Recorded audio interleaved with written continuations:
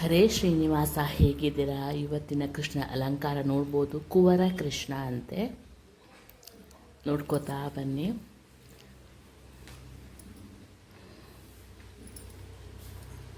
ಈ ವಿಡಿಯೋ ಯಾವತ್ತು ನಾನು ಅಪ್ಲೋಡ್ ಮಾಡ್ತೀನೋ ಗೊತ್ತಿಲ್ಲ ನನಗೆ.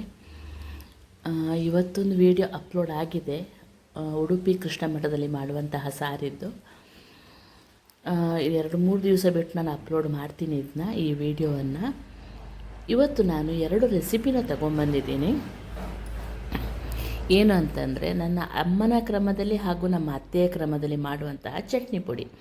ಇದು ನಮ್ಮ ಅತ್ತೆಯ ಕ್ರಮದಲ್ಲಿ ಮಾಡುವಂಥ ಚಟ್ನಿ ಪುಡಿನ ಫಸ್ಟಾಗಿ ನೋಡೋಣ. ಇದಕ್ಕೆ ಫಸ್ಟ್ ಕೊಬ್ಬರಿ ನಾನು ತುರ್ಕೊಂಡು ನೋಡಿ ಅದನ್ನ ಹುರಿಯೋಕ್ಕೆ ಇಟ್ಟಿದ್ದೀನಿ. ಅದು ಆ ಕಡೆ ಕೊಬ್ಬರಿನೆಲ್ಲ ಈ ಕಡೆ ತೆಂಗಿನಕಾಯೆಲ್ಲ ಆ ಥರ ಇತ್ತು. ಸ್ವಲ್ಪ ನೀರು ಆರಿತ್ತು ಅಷ್ಟೇ ತೆಂಗಿನಕಾಯಲ್ಲಿ. ಅದನ್ನ ಮಿಕ್ಸಿಯಲ್ಲಿ ಹಾಕಿ ಒಂದು ರೌಂಡ್ ಗ್ರೈಂಡ್ ಮಾಡಿ, ಅಂದರೆ ಪುಡಿ ಮಾಡಿಕೊಂಡು ಈ ಥರ ಹುರಿತಾ ಇದ್ದೀನಿ. ಇದು ನೀಟಾಗಿ ಸಿಮ್ಮಲ್ಲಿ ಹುರಿತಾ ಬರಬೇಕು. ಈಗ ಸಾಮಾನು ಏನು ಬೇಕು ಅಂತ ನೋಡೋಣ. 1 ಕಪ್ ಕಡಲೆ ಬೇಳೆಗೆ 1 ಕಪ್ ಉದ್ದಿನ ಬೇಳೆ, ಕರಿಬೇವಿನ ಸೊಪ್ಪು, ಕೆಂಪು ಮೆಣಸು, ಸ್ವಲ್ಪ ಇಂಗು, ಆಮೇಲೆ ಅರಿಶಿಣದ ಪುಡಿ. ಕರಿಬೇವಿನ ಸೊಪ್ಪು ಎಷ್ಟಿದ್ರೂ ಹಾಕೋಬೋದು. ಅದೇ ಥರ ಕೊಬ್ಬರಿ ಕೂಡ. ಇದಕ್ಕೆ ಈ ಚಟ್ನಿ ಪುಡಿದು ವಿಶೇಷತೆ ಅದು. ನಾನು ಮದುವೆಯಾಗಿ ಹೋದ ನಂತರ ನಮ್ಮ ಅತ್ತೆ ಮಾಡ್ತಾಯಿದ್ರು, ಅಲ್ಲಿ ನೋಡ್ಕೊಂಡು ನಾನು ಕಲ್ತಿರುವಂಥದ್ದು. ನೀವು ನೋಡ್ಬೋದು. ಇದನ್ನ ಸಿಮ್ಮಲ್ಲಿಟ್ಟು ಹುರ್ಕೊಳ್ಳಿ. ಬೇಕಾದರೆ ಒಂದು ಸ್ವಲ್ಪ ಚಿಟಿಕೆ ಎಣ್ಣೆ ಹಾಕ್ಕೊಳ್ಳಿ. ಅದು ಮುಕ್ಕಾಲು ಹುರಿದ ನಂತರ ನಾನು ಹುರಿದಿಟ್ಟ ಮೆಣಸಿನಕಾಯಿ ಇತ್ತು, ಕೆಂಪು ಮೆಣಸು, ಅದನ್ನೇ ಸ್ವಲ್ಪ ಹಾಕ್ಕೊಂಡು ಪುನಃ ಸ್ವಲ್ಪ ಬಿಸಿ ಮಾಡಿಕೊಂಡು ಕುರುಕುರು ಮಾಡಿಕೊಂಡೆ ಅಷ್ಟೇ. ನೀಟಾಗಿ ಸಿಮ್ಮಲ್ಲಿಟ್ಟು ಈ ಮಡಿಕೆಯಲ್ಲಿ ಹುರಿದ್ರೆ ಏನು ಗೊತ್ತಾ, ಒಂದೇ ಥರ ಫ್ರೈ ಆಗುತ್ತೆ, ತುಂಬ ಚೆನ್ನಾಗಾಗತ್ತೆ ಅದು. ಆನಂತರ ಅದನ್ನ ಒಂದು ಪಾತ್ರೆಗೆ ಹಾಕಿಟ್ಕೊಂಡು ಆನಂತರ ಅದೇ ಬಾಣಲಿಗೆ ಉದ್ದಿನ ಬೇಳೆ ಹಾಕಿ ಅದನ್ನೂ ಫ್ರೈ ಮಾಡಬೇಕು. ನಿಮಗೆ ಬೇಕಾದರೆ ಹೇಳಿದ್ರೆ ಒಂದು 1/4 ಚಮಚೆಯಷ್ಟು ಅಥವಾ ಸ್ವಲ್ಪ ಸ್ಪ್ರೇ ಮಾಡಿದರೂ ಸಾಕು ಎಣ್ಣೆನ. ನಾನು ಅದಕ್ಕೆ ಮಾಡಿಲ್ಲ, ಇನ್ನೊಂದು ಚಟ್ನಿ ಪುಡಿಗೆ ಆಗುವಾಗ ಮಾಡಿದೆ ನಾನು ಆ್ಯಕ್ಚುಲಿ. ನೋಡಿ, ಇದು ಆ ಕಡೆ ಕಿಟಕಿಯಿಂದ ಸೂರ್ಯನ ಬೆಳಕು ಬರ್ತಾಯಿತ್ತು, ನೋಡ್ಬೋದು. ಮುಕ್ಕಾಲು ಅಷ್ಟು ಫ್ರೈ ಆದ ತಕ್ಷಣ ನೋಡಿ ಅದಕ್ಕೆ ಕರಿಬೇವಿನ ಸೊಪ್ಪು ಹಾಕ್ಕೊಂಡು ಫ್ರೈ ಮಾಡಿ, ಒಂದು ಬೇಕು ಅಂತಂದರೆ ಒಂದು ಅರ್ಧ ಚಮಚ ಇಂಗು ಹಾಕೋಬೋದು. ಅದು ಕಂಪಲ್ಸರಿ ಅಲ್ಲ, ಇಂಗು ಹಾಕದಿದ್ರು ಕೊಬ್ಬರಿ ಹಾಕ್ತೀವಲ್ಲ ತುಂಬಾ ಚೆನ್ನಾಗಾಗತ್ತೆ ನೋಡಿ. ಸ್ವಲ್ಪ ಇಂಗು ಮತ್ತು ಇದು ಹಾಕಿದ್ದೀನಿ, ನೋಡ್ಬೋದು. ಕೆಲವರಿಗೆ ಇಂಗಿನ ಸ್ಮೆಲ್ ಆಗೋದಿಲ್ಲ ಅಂತನವರು ಅದನ್ನ ಸ್ಕಿಪ್ ಮಾಡಿ. ನೋಡಿ, ನೀಟಾಗಿ ಫ್ರೈ ಆದ ನಂತರ ಪುನಃ ಎಲ್ಲನೂ ಅದಕ್ಕೆ ಹಾಕಿ ಮಿಕ್ಸ್ ಮಾಡ್ಕೊಂಡಿದ್ದೀನಿ. ಆನಂತರ ನಮ್ಮ ಕಡೆ ಕೆತ್ತೆ ಹುಳಿ, ವಾಟೆ ಹುಳಿ ಅಂತೆಲ್ಲ ಸಿಗುತ್ತೆ. ಅದು ತುಂಬ ಹುಳಿ ಇರುತ್ತೆ. ಅದನ್ನ ಕಟ್ ಮಾಡಿ ನೋಡಿ ಈ ಥರ ಒಣಗಿಸಿ ತಂದಿಟ್ಟಿರ್ತೀವಿ ನಾವು. ನನಗೆ ಅಮ್ಮ ಕೊಟ್ಟಿರೋದು. ಇದನ್ನ ಸ್ವಲ್ಪ ಚಟ್ನಿ ಪುಡಿಗೆಲ್ಲ ಹಾಕ್ತೀವಿ ನಾವು. ಚಟ್ನಿ ಪುಡಿ, ಕೊಡಿ ಬಜ್ಜಿ ಅಂತೆಲ್ಲ ಮಾಡ್ತೀವಿ, ಅದಕ್ಕೆ ಹಾಕ್ತೀವಿ.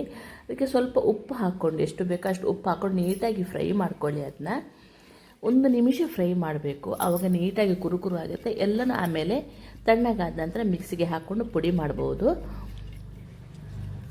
ಅಷ್ಟೊತ್ತಿಗೆ ಈಗ ಕೊಬ್ಬರಿನೂ ನಾನು ಕೈ ಹಾಕ್ತಾಯಿದ್ದೆ. ಕೊಬ್ಬರಿ ಅಂದರೆ ಹುರಿತಾ ಇದ್ದೆ ಇನ್ನೊಂದು ಸ್ಟವ್ವಲ್ಲಿ.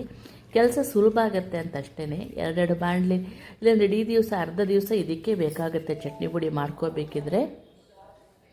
ನೋಡಿ, ಇದಾಯಿತು. ಇದಕ್ಕೆ ಹಾಕಿ ಎಲ್ಲನೂ ಗೋಲ್ಡನ್ ಬ್ರೌನ್ ಬರೋ ತನಕ ಹುರ್ಕೊಳ್ಳೋದು ತುಂಬ ಇಂಪಾರ್ಟೆಂಟು. ಕೈ ಬಿಡದೆ ಹುರಿಬೇಕು. ಒಂದು ಸ್ವಲ್ಪ ಕಪ್ಪಾಯಿತು ಅಂದರೂ ಅದು ಕಹಿ ಬರುತ್ತೆ. ನೋಡಿ, ಇದಕ್ಕೆ ನೋಡಿ 2 ಕಪ್ಪಷ್ಟು ಉದ್ದಿನಬೇಳೆ ಮತ್ತು ಕಡಲೆಬೇಳೆ ಇತ್ತು ತಾನೆ, ಅದಕ್ಕೆ 2 ಕಪ್ಪಷ್ಟು ನಾನು ಕೊಬ್ಬರಿ ಹುರಿದಿದ್ದು ಹಾಕ್ಕೊಂಡಿದ್ದೀನಿ. ಕೊಬ್ಬರಿ ಇಲ್ಲಿ ಸ್ವಲ್ಪ ಹೆಚ್ಚು ಕಡಿಮೆ ಮಾಡ್ಕೋಬೋದು, ಏನೂ ತೊಂದರೆ ಆಗೋದಿಲ್ಲ. ಖಾರ ಕೂಡ ಅಷ್ಟು ಸ್ವಲ್ಪ ಬೇಕಾದ್ರೆ ನಿಮಗೆ ಜಾಸ್ತಿ ಬೇಕು ಅನಿಸಿದ್ರೆ ಸ್ವಲ್ಪ ಜಾಸ್ತಿ ಹಾಕ್ಕೊಳ್ಳಿ. ಇದು ತಣ್ಣಗಾಗಕ್ಕೆ ಬಿಡಬೇಕು. ತಣ್ಣಗಾದ ನಂತರ ನೋಡಿ ಮಿಕ್ಸಿಗೆ ಹಾಕಿ ಅದನ್ನ ಪುಡಿ ಮಾಡ್ಕೋಬೇಕು. ತೀರಾ ಹಿಟ್ಟು ಥರ, ಅಂದರೆ ತೀರಾ ನುಣ್ಣಗೆ ಪುಡಿ ಮಾಡ್ಕೊಳ್ಳೋದು ಬೇಡ. ಸ್ವಲ್ಪ ಚಿರೋಟಿ ರವೆ ಥರ ಪುಡಿ ಮಾಡಿಕೊಂಡ್ರೆ ತುಂಬಾ ಚೆನ್ನಾಗಾಗತ್ತೆ. ಇದು ಬಾಯಿಗೆ ಸ್ವಲ್ಪ ಕುರು ಸಿಗಬೇಕು ನಮಗೆ.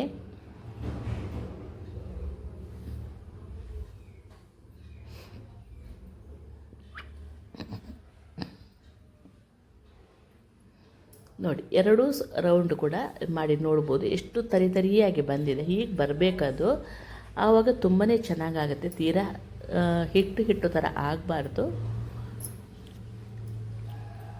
ಆನಂತರ ಇದನ್ನ ಸ್ವಲ್ಪ ಬೆಲ್ಲ ಹಾಕಬೇಕು ಇದಕ್ಕೆ. ನೋಡಿ, ನಿಮಗೆ ಬೆಲ್ಲ ಅಥವಾ ಸಕ್ಕರೆ ಯಾವುದು ಬೇಕಾದರೂ ಹಾಕೋಬೋದು.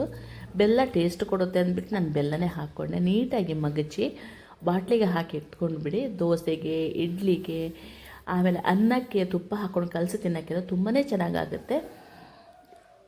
ಮಾಡಿ ನೋಡಿ, ಇದನ್ನ ಟೈಮ್ ಇದ್ದಾಗ ಒಂದು ಸಲ ಮಾಡಿ ನೋಡಿ. ದಿನಾ ಚಟ್ನಿ ಮಾಡೋ ಬದಲು ಈ ಥರ ಮಾಡಿಕೊಂಡು ತಿನ್ನಲಿಕ್ಕೆ ಸುಲಭ ಆಗುತ್ತೆ. ಬೆಳಗಿನ ಗಡಿಬಿಡಿಗೂ ಆಗುತ್ತೆ. ಇದು ಹೊರಗಿಂದ ಇಟ್ಟರೆ ನಿಮಗೆ 1 ತಿಂಗಳು ತನಕ ಚೆನ್ನಾಗಿರುತ್ತೆ. ಫ್ರಿಜ್ಜಲ್ಲಿ ಇಟ್ಟರೆ ಒಂದು 2 ತಿಂಗಳು ತನಕ ಮೇಲೆ ಬರುತ್ತೆ. ಅದಕ್ಕಿಂತ ಮುಂಚೆ ಖಾಲಿ ಆಗಿಬಿಡುತ್ತೆ ಬಿಡಿ. ಈಗ ನಮ್ಮ ಅಮ್ಮನ ಚಟ್ನಿ ಪುಡಿ ಮಾಡೋಣ.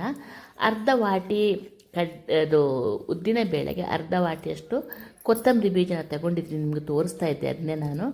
ಉದ್ದಿನ ಬೇಳೆ 3/4 ವಾಸಿ ಹುರಿದ ನಂತರ ಅದಕ್ಕೆ ನಾವು ಕೊತ್ತಂಬರಿನ ಹಾಕೋಬೋದು. ಅದಕ್ಕಿಂತ ಮುಂಚೆ ಅಷ್ಟಕ್ಕೆ ಒಂದು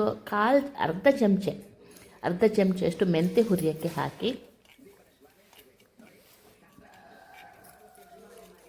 ಮೆಂತ್ಯ ಅದು 3/4 ವಾಸಿ ಹುರಿಯುತ್ತೆ. ನಿಮಗೆ ಗೊತ್ತಾಗುತ್ತೆ, ಉದ್ದಿನ ಕಲರು ಚೇಂಜ್ ಆಗುತ್ತೆ. ಅಷ್ಟೊತ್ತಿಗೆ ಎಲ್ಲನೂ ಒಟ್ಟಿಗೆ ಹಾಕ್ಕೊಂಡು ಮಿಕ್ಸ್ ಮಾಡ್ಕೋಬೋದು.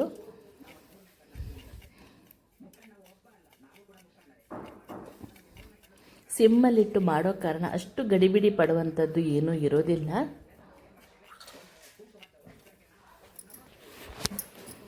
ಇದಂತ ಏನು ಗೊತ್ತಾ ನಿಮಗೆ, ಒಂದು ಸ್ವಲ್ಪ ತರಕಾರಿ ಹಾಕ್ಕೊಂಡು ಅನ್ನಕ್ಕೆ ಹಾಕ್ಕೊಂಡು ತರಕಾರಿ ಬೇಯಿಸಿ ತರಕಾರಿನ ಆಮೇಲೆ ಈ ಚಟ್ನಿ ಪುಡಿ ಹಾಕ್ಕೊಂಡು ಮಿಕ್ಸ್ ಮಾಡ್ಕೊಂಡು ತಿನ್ನೋಕ್ಕೂ ಚೆನ್ನಾಗಾಗುತ್ತೆ. ನಾನು ಅದರ ವೀಡಿಯೋನು ಮಾಡಿ ಹಾಕ್ತೀನಿ ನಿಮಗೆ. ಇದನ್ನ 2-3 ವೆರೈಟಿಯಲ್ಲಿ ಮಾಡ್ತೀವಿ ನಾವು. ಇದು ನನ್ನ ಅಮ್ಮನ ಕ್ರಮ. ಲಾಸ್ಟ್ ಇಯರ್ ನಾನೊಂದು ವೀಡಿಯೋ ಹಾಕಿದ್ದೆ ನನ್ನ ಫ್ರೆಂಡ್ ಆಶಕ ಮಾಡುವಂಥದ್ದನ್ನು. ನೋಡಿ, ಇದು ಅರ್ಧ 3/4 ವಾಸಿ ಹುರಿದ ತಕ್ಷಣ ಅದಕ್ಕೆ ಕೊತ್ತಂಬರಿ ಬೀಜನ ಹಾಕ್ಕೊಳ್ಳಿ. ಆ ನಂತರ ಒಂದು ಚಮಚೆಯಷ್ಟು ಜೀರಿಗೆ, 1/4 ಚಮಚೆಯಷ್ಟು ಇಂಗು. ಮೋಸ್ಟ್ಲಿ ಇಂಗು ಹಾಕೋದು ವೀಡಿಯೋ ಮಿಸ್ ಆಗಿದೆ. ಅದೇ ಹೇಳಿದ್ನಲ್ಲ, ಇಂಗು ಹಾಕದಿದ್ರೂ ತೊಂದರೆ ಇಲ್ಲ, ಅಷ್ಟು ತಲೆ ಕೆಡಿಸ್ಕೊಳ್ಳೋಂಥದ್ದು ಏನು ಇರೋದಿಲ್ಲ. ಕೊಬ್ಬರಿ ಇರುತ್ತಲ್ವ, ಅದರ ಘಮ ತುಂಬ ಚೆನ್ನಾಗಿ ಬರುತ್ತೆ. ಇದಕ್ಕೆ ನೋಡಿ ಕರಿಬೇವಿನ ಸೊಪ್ಪು, ಆನಂತರ ಕೆಂಪು ಮೆಣಸು. ನಾನು ಕೆಂಪು ಮೆಣಸು ಹುರಿದಿಟ್ಟಿರುವಂಥದ್ದೇ ಇತ್ತು, ಮೊನ್ನೆ ಉಪ್ಪಿನಕಾಯಿಗೆ ಹುರಿದಿಟ್ಟಿರುವಂಥದ್ದು. ಈ ವಾರದಲ್ಲೇ ನಾನು ಪುನಃ ಉಪ್ಪಿನಕಾಯಿದೊಂದು ವೀಡಿಯೋನು ಹಾಕ್ತೀನಿ. ತುಂಬಾ ಅದ್ಭುತವಾಗಿ ಬರುತ್ತೆ. ಈಗ ಮಾವಿನಕಾಯಿ ಸೀಸನ್ ಅಲ್ವಾ, ಆದ ಕಾರಣ ಕೊಬ್ಬರಿ ಇತ್ತು, ಅದಕ್ಕೆ ನಾನು ಚಟ್ನಿ ಪುಡಿ ಮಗ ತುಂಬ ದಿವಸದಿಂದ ಕೇಳ್ತಾ ಇದ್ದ, ಅದಕ್ಕೆ ಮಾಡ್ತಾಯಿದ್ದೀನಿ. ನೋಡಿ, ಆ ಕೆತ್ತೆ ಹುಳಿ ಉಂಟು ನೋಡಿ, ಒಂದು 4-5 ಎಸಳು ಹಾಕ್ಕೊಳ್ಳಿ ಇದಕ್ಕೂ. ಆಮೇಲೆ ಸ್ವಲ್ಪ ಉಪ್ಪು ಹಾಕಿ ನೀಟಾಗಿ ಫ್ರೈ ಮಾಡ್ಕೊಳ್ಳಿ. ಅದೇ ಸಿಮ್ಮಲ್ಲಿಡೋದು ತುಂಬ ಇಂಪಾರ್ಟೆಂಟ್. ಎಟ್ ಎನಿ ಕಾಸ್ಟ್ ನೀವು ಫ್ಲೇಮ್ನ ದೊಡ್ಡದು ಮಾಡಲಿಕ್ಕೆ ಹೋಗಬೇಡಿ. ನೋಡಿ, ಎಲ್ಲ ಹುರಿತಾ ಬಂತು. ಈಗ ಏನು ಗೊತ್ತಾ, ಆ ಕೊಬ್ಬರಿ ಇತ್ತಲ್ಲ ಪಕ್ಕದಲ್ಲಿ ಹುರಿತಾ ಇದ್ದಿದ್ದು, ಅದನ್ನು ಇದಕ್ಕೆ ಹಾಕ್ಕೊಂಬಿಡಿ. ಈ ಕೊಬ್ಬರಿನೂ ಅಷ್ಟು ಸ್ವಲ್ಪ ಬ್ರೌನ್ ಆದರೆ ಟೇಸ್ಟು ತುಂಬಾ ಚೆನ್ನಾಗಿ ಬರುತ್ತೆ ಚಟ್ನಿ ಪುಡಿಗಳಿಗೆಲ್ಲ. ನೋಡ್ಬೋದು ನೀವು, ಇದು ಆಗ್ತಾ ಬಂತು. ತಣ್ಣಗಾದ ನಂತರ ಇದನ್ನ ಮಿಕ್ಸಿಗೆ ಹಾಕ್ಕೊಂಡು ಪುಡಿ ಮಾಡಿಕೊಂಡ್ರೆ ಸರಿ. ಕೊಬ್ಬರಿ ಮಾತ್ರ ತುಂಬ ಚೆನ್ನಾಗಿರಲಿ. ಒಂದು ಸ್ವಲ್ಪ ಕೊಬ್ಬರಿ ಹಾಳಾಯಿತು ಅಂದರೂ ಅಡ್ಡ ವಾಸನೆ ಬರುತ್ತೆ, ನಿಮ್ಗೆ ಗೊತ್ತಿರ್ಬೋದು. ನೋಡಿ, ಇದಾಗೋಯ್ತು. ಇದನ್ನು ಮಿಕ್ಸಿಗೆ ಹಾಕಿ ಪುಡಿ ಮಾಡ್ಕೊಳ್ಳೋಣ. ಇದು ಒಂದೇ ದಿವಸ ನಾನು ಮಾಡಿರುವಂಥ ಚಟ್ನಿ ಪುಡಿ. ಅದೇ ಮಿಕ್ಸಿ ಜಾರಿಗೆ ನಾನು ಹಾಕ್ಕೊಂಡೆ. ತೊಳೆದ್ರೆ ನೀರಿನ ಪಸೆ ಉಳಿಬೋದು ಅಂತ ಅಂದ್ಬಿಟ್ಟು ಹಾಗೆಯೇ ಮಾಡಿದೆ ನಾನು, ನೀವು ನೋಡ್ಬೋದು. ಹಾಕಿ ಪುಡಿ ಮಾಡ್ಕೊಂಡು ಆ್ಯಸ್ ಯೂಶ್ವಲ್ ಅದಕ್ಕೆ 1 ಚಮಚೆಯಷ್ಟು ಬೆಲ್ಲ ಹಾಕ್ಕೊಂಡು ಕಲಸಿದ್ರೆ ಚಟ್ನಿ ಪುಡಿ ರೆಡಿ ಆಗಿಬಿಡ್ತು. ಚಟ್ನಿ ಪುಡಿಯಲ್ಲದೆ ಕಲಸನ್ನ ಹೇಳಿದ್ದೆಲ್ಲ ತುಂಬಾ ಅದ್ಭುತವಾಗಿ ಬರುತ್ತೆ. ನಾನು ನೆಕ್ಸ್ಟ್ ವೀಡಿಯೋದಲ್ಲೆಲ್ಲ ತೋರಿಸ್ತೀನಿ ನಿಮಗೆ ಅದನ್ನ.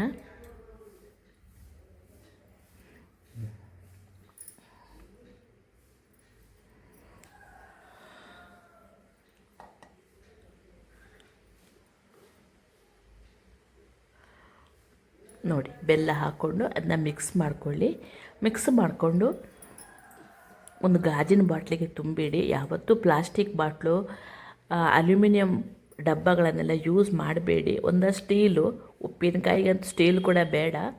ನೋಡಿ ಹೇಗಾಯಿತು ಹೇಳಿ ಫ್ರೆಂಡ್ಸ್, ಚೆಂದಾಗಿದೆ ನೋಡಿ. ಇಷ್ಟ ಆದರೆ ಲೈಕ್, ಶೇರ್, ಕಮೆಂಟ್ಸ್ ಮಾಡೋದನ್ನು ಮರಿಬೇಡಿ. Thank you for watching.